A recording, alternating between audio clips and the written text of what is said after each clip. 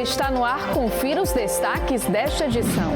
União de esforços. TCE e Ministério Público de Contas de Sergipe participam das ações da 8ª etapa da fiscalização preventiva integrada de proteção ao Rio São Francisco. Contribuir com as demais instituições para identificar problemas ambientais e sociais nos municípios que fazem parte da bacia do Rio São Francisco.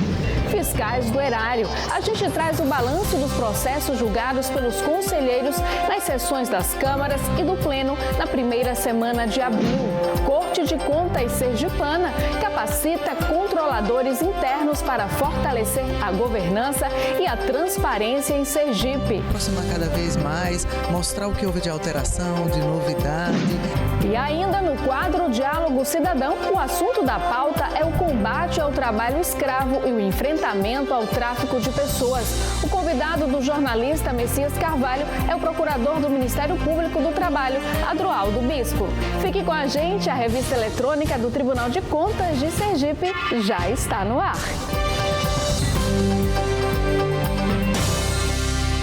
O Rio São Francisco, um dos maiores e mais importantes do país, recebeu a visita de equipes multidisciplinares para promover ações de proteção e preservação.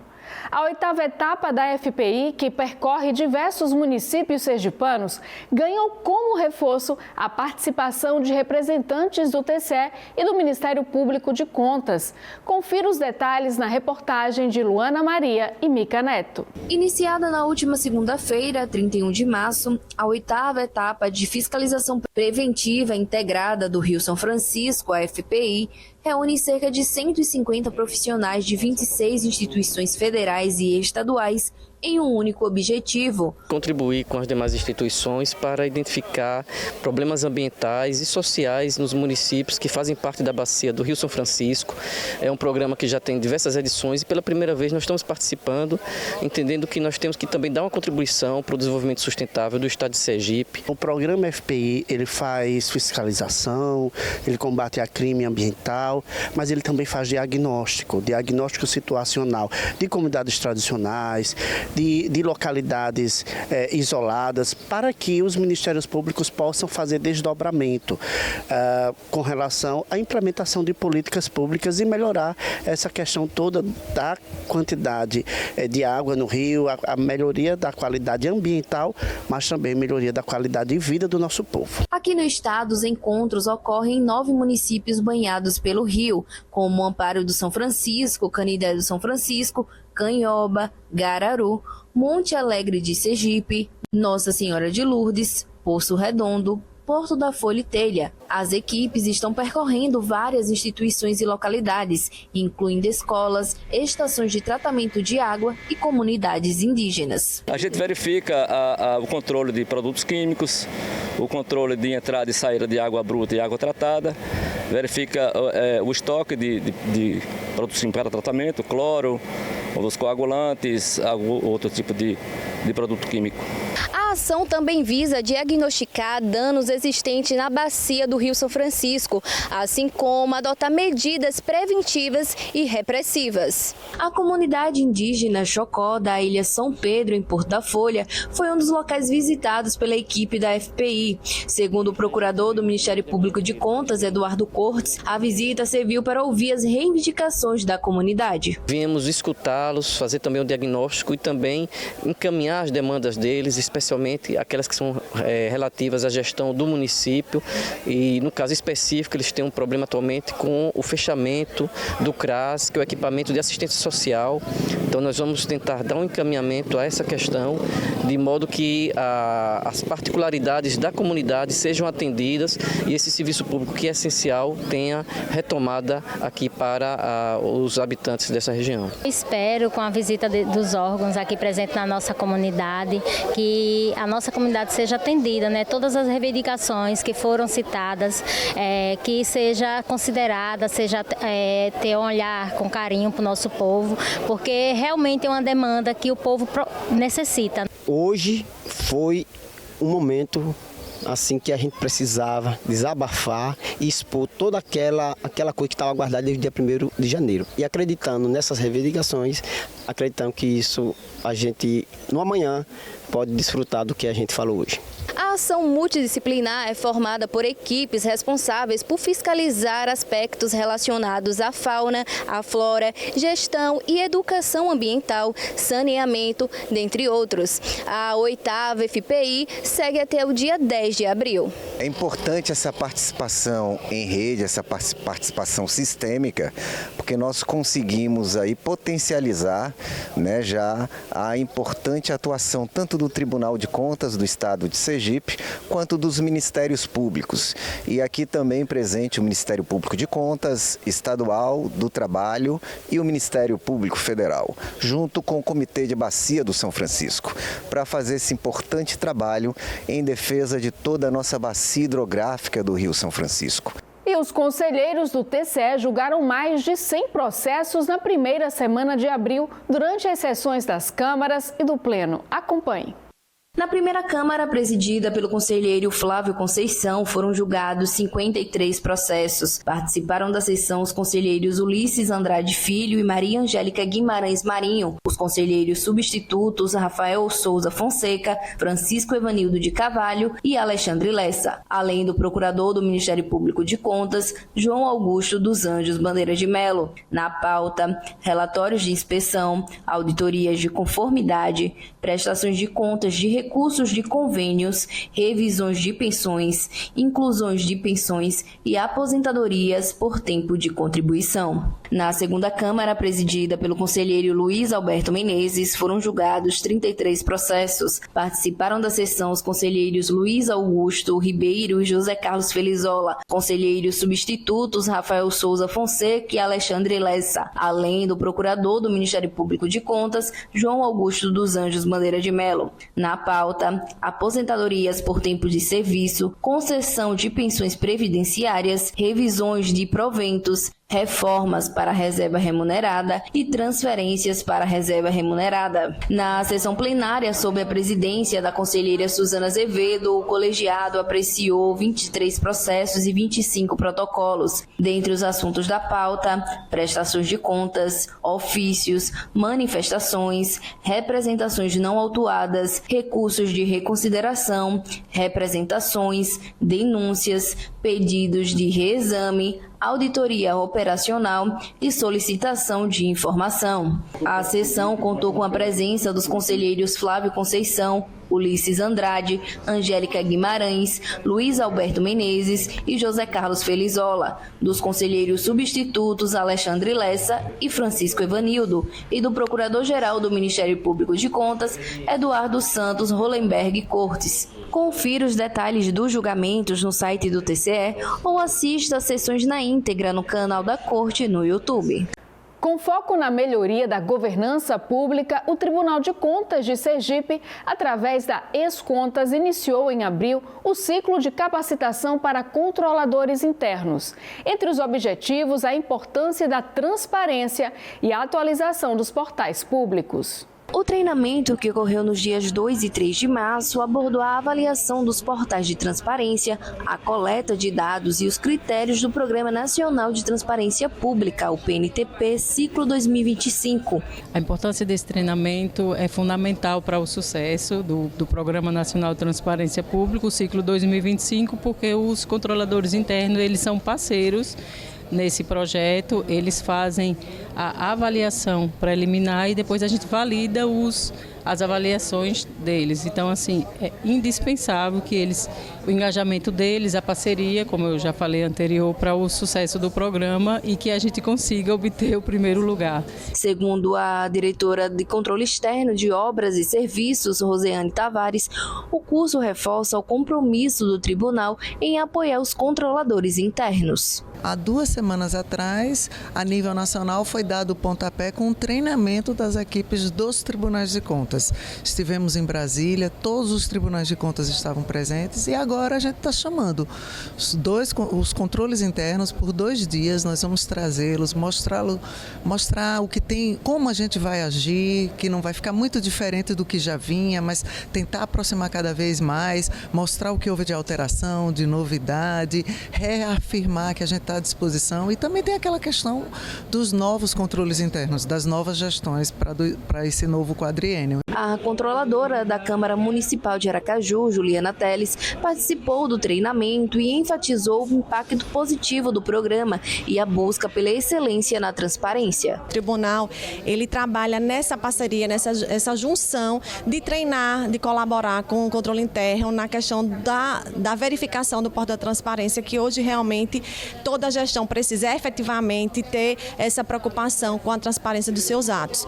Então, para nós que trabalhamos com o controle interno, é fundamental, é muito importante. O PNTP é uma ação da Atricom em parceria com todos os tribunais do Brasil, com o objetivo de ampliar a transparência no poder público através da fiscalização dos portais da transparência. O plano de transparência é de fundamental importância para não só o estado de Sergipe, como todo, né? Que a transparência envolve todos os órgãos e acerta a toda a população do que está sendo feito nos órgãos públicos e como está sendo transmitido, né? Cada treinamento desse que a gente vem, a gente sai daqui com a responsabilidade maior de trazer melhores resultados para o estado de Sergipe em relação ao Programa Nacional de Transparência. A presidente do TCE, conselheira Suzana Azevedo, destacou a relevância da iniciativa e a meta do tribunal de consolidar Sergipe como referência nacional em transparência. Até novembro, a gente consiga trazer para Sergipe o primeiro lugar no Brasil.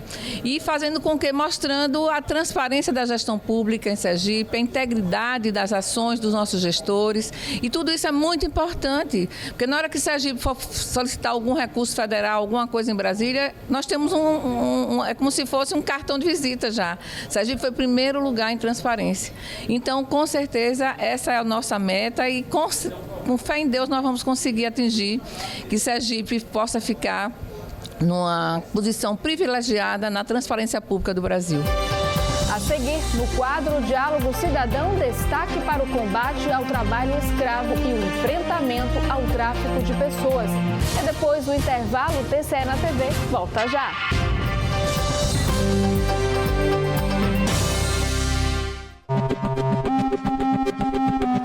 Olá, eu sou Leonardo Dias, jornalista da FAN-FM, e a minha pergunta para o Coletiva de Imprensa é a seguinte: para que serve a emissão de certidão negativa junto ao TCE? Olá, Leonardo, que boa essa pergunta. Aqui no tribunal nós temos algumas situações de certidões negativas.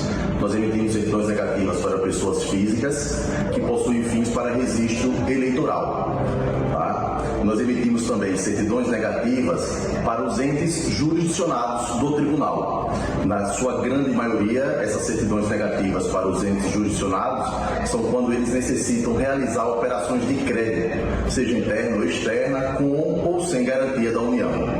E, por fim, nós emitimos um terceiro tipo de certidão negativa para as pessoas jurídicas. Essas normalmente se destinam à participação em outras licitações em outras unidades jurisdicionadas ou outros entes federativos. Em resumo, são esses três tipos de certidões que nós emitimos aqui no tribunal.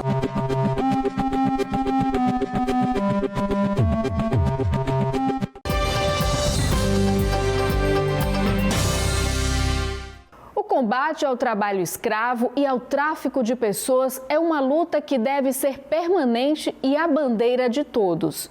No quadro Diálogo Cidadão de hoje, o jornalista Messias Carvalho conversa sobre o assunto com o procurador do Ministério Público do Trabalho, Adroaldo Bispo. Veja.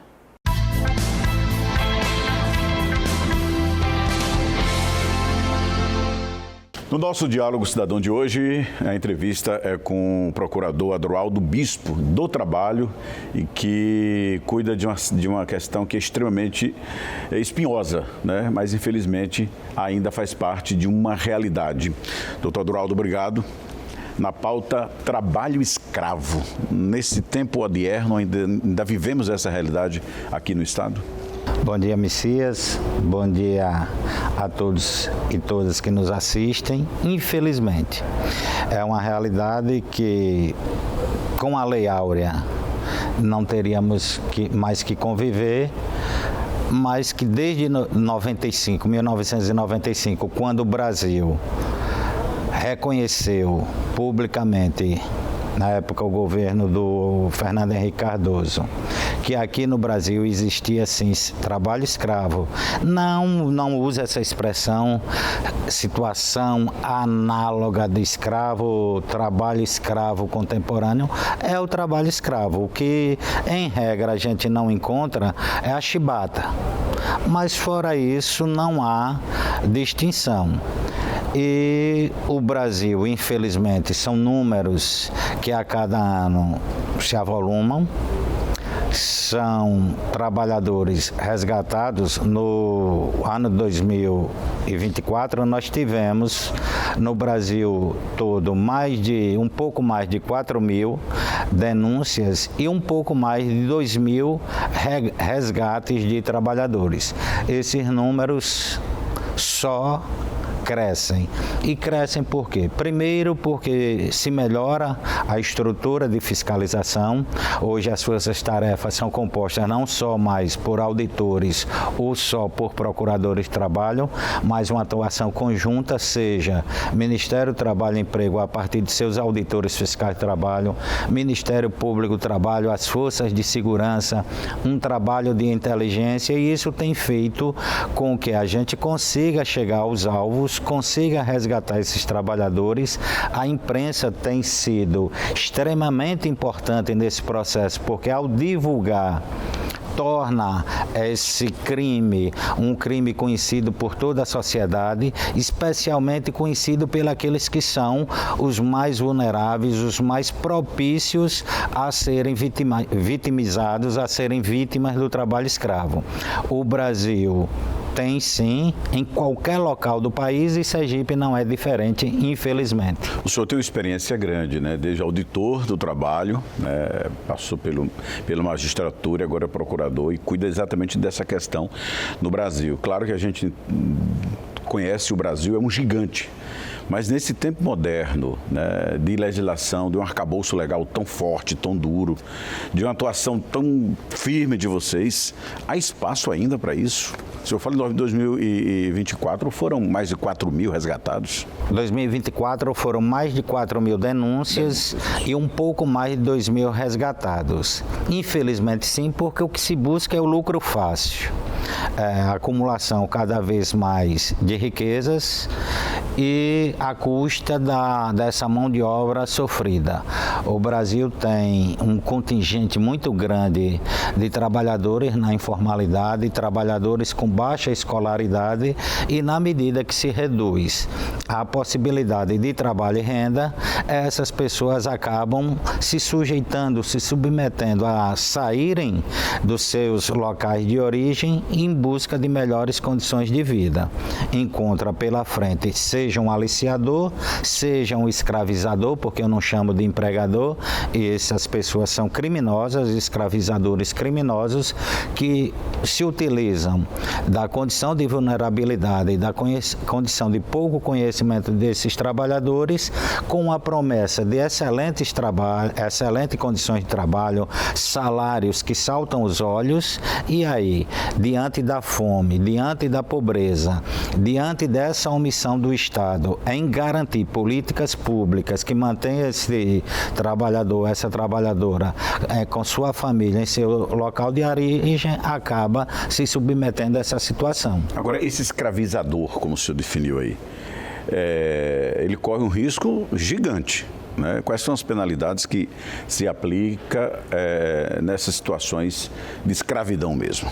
O nosso Código Penal prevê, uma vez confirmada a autoria e a materialidade do crime, prevê penas para o trabalho escravo que vão de 2 a 8 anos de reclusão e multa. Só que, infelizmente, o Brasil ainda se notabiliza por ser o país da pouca punição. E eles apostam exatamente isso. Dá um exemplo, nós temos hoje uma data, que é o dia 28 de janeiro, considerado como Dia Nacional de Combate ao Trabalho Escravo. Em 2003, 3 auditores fiscais do trabalho e mais o seu motorista foram barbaramente assassinados numa cidade mineira chamada Unai, quando faziam atividade de fiscalização.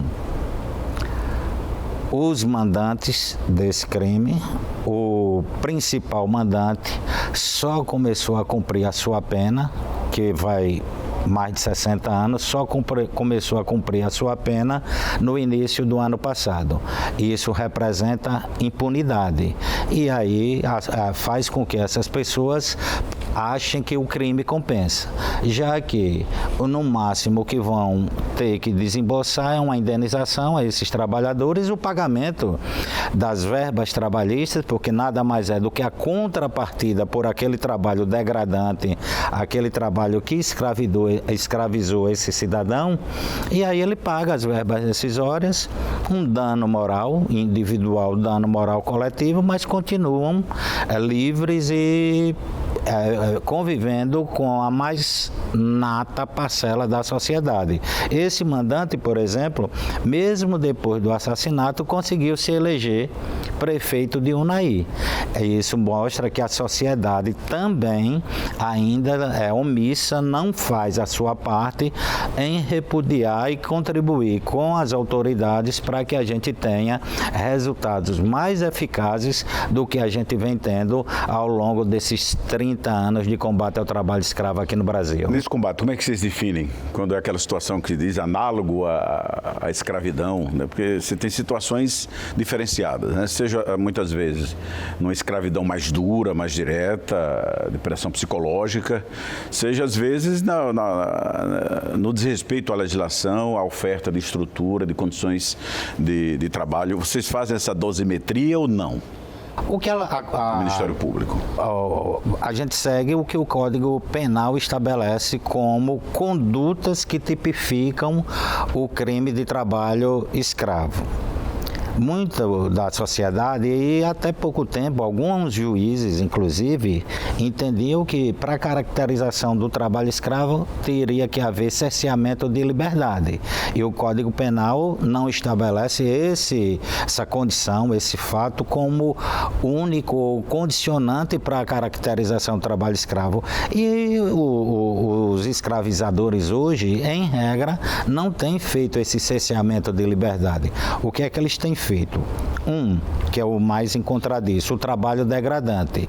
É a negativa das condições mínimas de dignidade desse trabalhador. É o trabalhador que bebe água num poço, numa cacimba ou num riacho, em que os animais também saciam a sua sede. São condições de alojamento extremamente precárias, muitas vezes uma barraca com uma lona por cima e sem sequer a proteção nas laterais, negam além da água, negam alimentação. Quando fornecem, cobram a preços exorbitantes, retém documentação desse trabalhador, os documentos pessoais, e impõe a ele o pagamento por todo o ferramental de trabalho que ele utiliza no exercício da sua profissão. Então, esse trabalhador, quando começa a sua atividade, ele já está endividado porque teve que receber o dinheiro para sua passagem. Então, ele já chega como devedor. E ao iniciar a sua atividade, ele compra os alimentos para o dia, ele compra os equipamentos de proteção, ele compra as ferramentas, e isso tudo vai para um caderninho. Quando ele recebe o salário é praticamente todo consumido com esse débito. É o que se chama de servidão por dívida. Ou dificulta ou impede que ele tenha acesso a meios de transporte para que ele, querendo voltar à sua casa, ele possa fazer. Então, essas são as formas que o Código Penal estabelece, ou essas condutas que o Código Penal estabelece como condutas caracterizadoras do trabalho escravo. Vocês têm conseguido trabalhar esta cadeia, porque é uma sucessão, né? É uma sequência. Você precisa movimentar a gestão pública, por exemplo, de um município, de um estado, onde isso vem acontecer. Até muito pouco tempo, o Ministério Público do Trabalho limitava a sua atuação na esfera da coercitividade, da fiscalização, da punição do empregador, e foi aí que nós percebemos que resgatava hoje um grupo, amanhã voltava para aquela localidade e encontrava um novo grupo, inclusive do mesmo saído, do mesmo município, do mesmo local, do mesmo interior, do mesmo povoado. E aí começamos a fazer o trabalho de prevenção. E o nosso trabalho de prevenção não é aquilo que a lei, a nossa Constituição estabelece como papel ou atribuição do MPT. O MPT atua nesse momento, vem atuando nesse momento como uma estrutura de promoção, de articulação dessas entidades que a lei estabelece a atribuição, a exemplo da assistência social, para que esses trabalhadores, ao serem resgatados, eles não fiquem no anonimato, eles possam ser recebidos no seu local de origem pela rede de assistência, para que ele entre num programa social, ele receba toda a qualificação necessária e muitas vezes eles voltam adoecidos e que possa ter o tratamento de saúde, seja física, seja mental, porque psicologicamente eles voltam abalados. Hoje nós temos uma grande parceria com a Universidade Federal de Sergipe no combate ao trabalho escravo, nessa área de prevenção, da promoção, com uma ONG, Instituto Social Ágata, e com a Secretaria Estadual do Trabalho.